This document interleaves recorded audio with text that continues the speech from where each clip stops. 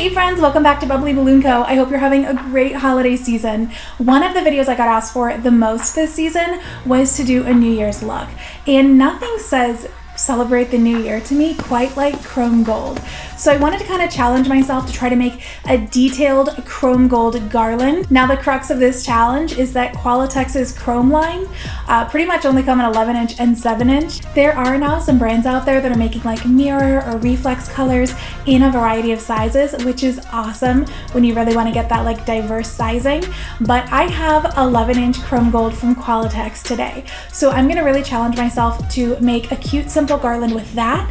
And then I also got some 260s in chrome gold from Qualatex that I want to use to really detail this garland and make it a little more extra. So if you want to kind of join me on this, what we're going to be doing is try to transform a simple garland with only one size balloon into a more detailed look using 260s. So we're going into some new territory for me here today, but I hope you guys enjoy. So these are the balloons I'll be using today. Again, it's 11 inch chrome gold from Qualatex and 260 Qs in chrome gold from Qualatex. So we're gonna start by making the basic garland first, and then we're gonna get into the techniques we're using today on how to add some awesome detail with 260s. So we're using only 11 inch balloons, right? That is my worst case scenario, okay? But I wanna show you some things you can do if that's all you've got. I personally try to always have a larger size as well, like 16, 17, 18 inch, maybe some 24s as well, definitely some like 9 inches or 5 inches, something to give it, you know, the smaller end of the spectrum as well. But when you're only gonna work with this one, we wanna try to mimic that variance in size as best we can. And how we're gonna do that is by making some of the balloons, like a lot of the balloons along the way, making them considerably smaller than the full 11 inches. So when we're trying to make an 11 inch balloon look like it's actually a 9 inch balloon, a 7 inch balloon, a 5 inch balloon, you're gonna wanna take your palm and wrap it around the balloon, leaving just kind of the top like bulb part here, okay? And then you've got the neck there at the bottom. And what we're gonna do is go ahead and slide that over. And now when we inflate this, we're gonna keep that hand constricted to really make sure the airflow goes just to this top portion, so that the top of the balloon that does get inflated is like round and tight and it looks like a normal small balloon rather than like an underinflated 11 incher. So here, watch.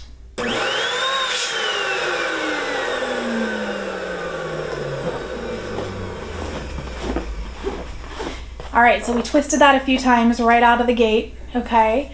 And then we're gonna go ahead and tie that as close to the base as possible because we really don't want that air escaping anywhere. If you let this just, let me show you what this would look like otherwise.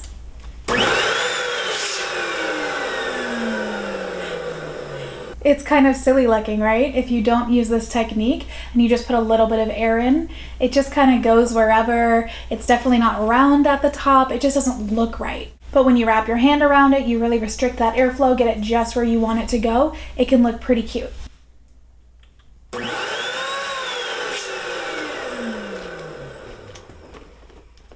So I tied these first two together here. This balloon is around 4 inches in size.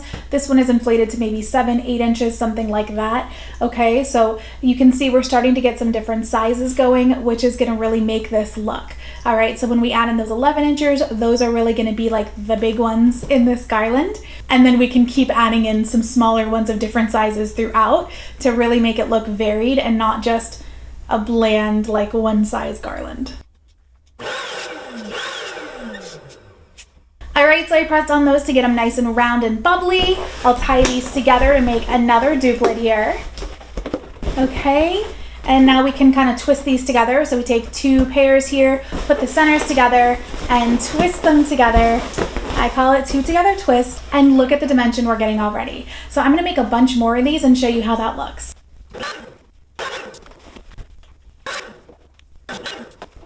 So if you can imagine comparing this quad to a quad from, let's call it like a normal garland I might create, maybe one you've seen in another video of mine, this is gonna be kind of the small balloon as usual, but these sizes here, this is gonna be mimicking those mid-size, the normal 11 inchers, whereas this is taking the place more of the 16, 17, 18 inch balloons that I prefer to use. Okay, so we're trying to create that same diversity, just at a different range, at a smaller scale, okay?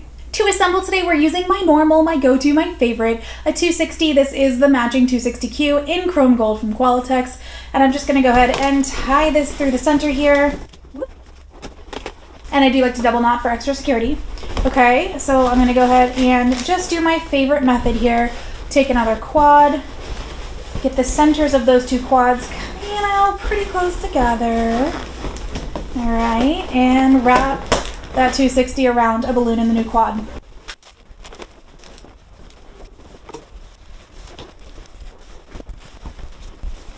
So this is what it's looking like so far, and you can see it's almost like a scaled down, like a smaller version of a normal garland. Like we're still going for all that diversity, all those different sizes together. I just think it makes it look so alive. Now we just need this garland to be like 3 times bigger. So we completed and hung the garland, and I have to say, if you didn't know this had only one size of balloon in there, would you be able to guess that from looking at it? Because I don't think I would. Look at how many different sizes. We're really mimicking the size differences, the variance, and all that dimension that you get in a larger garland on just a smaller scale with this.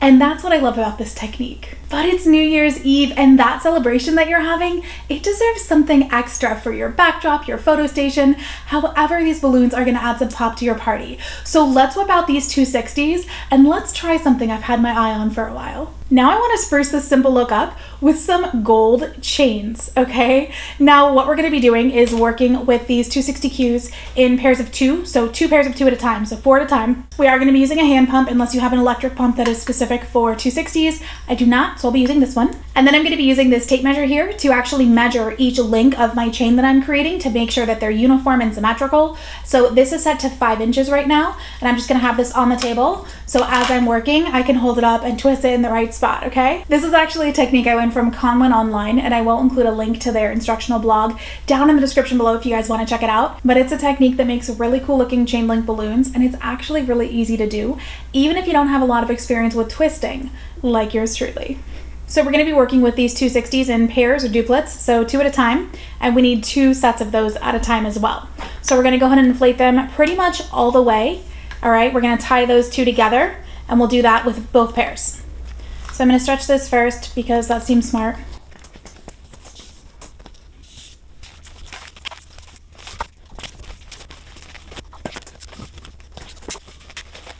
All right, so at this point I have inflated and tied 2 duplets at one end, okay? So it opens on one end, it is tied on the other, just like that. Now here's where the measuring comes in. We are gonna be doing this in 5-inch chunks, right? So I'm gonna go ahead and see, this is where 5 inches is. All right, that's where my little tape measure ends. So I'm gonna go ahead and twist right there. And I do wanna keep this pretty even. You know, if they start to come off center, I don't really want that. So let's just go for keeping this as even as possible as we're twisting, all right?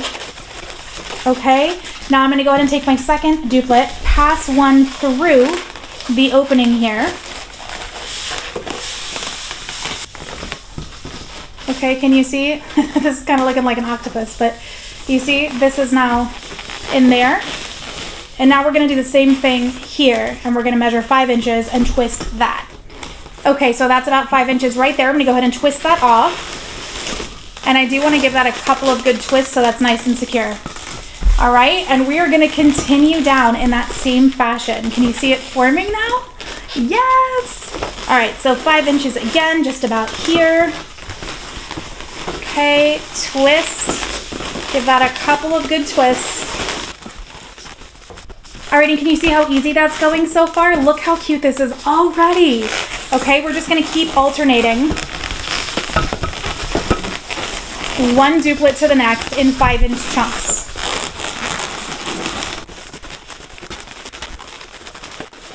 Alright, now you can see that was the last twist we're gonna get out of this duplet here, okay? So what we're gonna do now is make a little incision, right? Go ahead and let any remaining air out. All right, so we let that air out. We're tying a knot now with the remainder of these 260s. And then I'm gonna tie a fresh duplet in here to what's left, and I'll trim off any excess. Okay, just like that. All right, and when those are nice and secure, we can cut off the excess here. All right, and we are back to picking up where we left off. So 5 inches, And with our new duplets here, 5 inches. Okay, and we're gonna continue just like that, adding on every time we run out of balloon and just make as much chain as we want. All right, so we made a slit in the end, let out any extra air. Okay, tie that off right at the base there, and then we're gonna tie in our next duplet.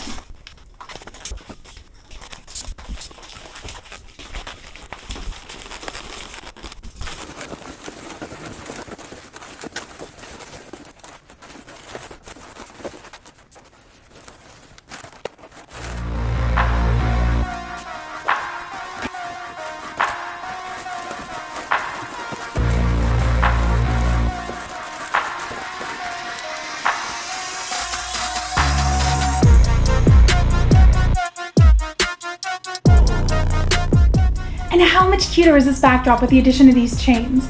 Now I made 4 different chains here, and each one was made out of 8 of the 260Qs. So all in all, I used just over 30 of them. And how much cuter is this because of it? I love it. I hope you guys enjoyed this chain technique. It was super fun for me to learn and actually bring to life. I'm not really a twister, so I think the addition of it makes a big difference in an organic creation like this.